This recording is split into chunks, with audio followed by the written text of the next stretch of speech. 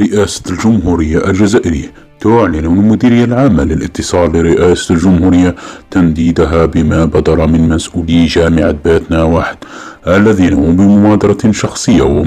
ومعزولة منهم قاموا بتكريم رئيس الجمهورية السيد عبد المجيد تبون بواسطة لوحة تعيد إلى أذهان الجزائريين حقبة مشينة، وعليه تتبرأ المديرية العامة للاتصال من هذا التصرف السيء الذي لا يمت بصلة إلى طريقة تفكير السيد رئيس الجمهورية ولا إلى التقاليد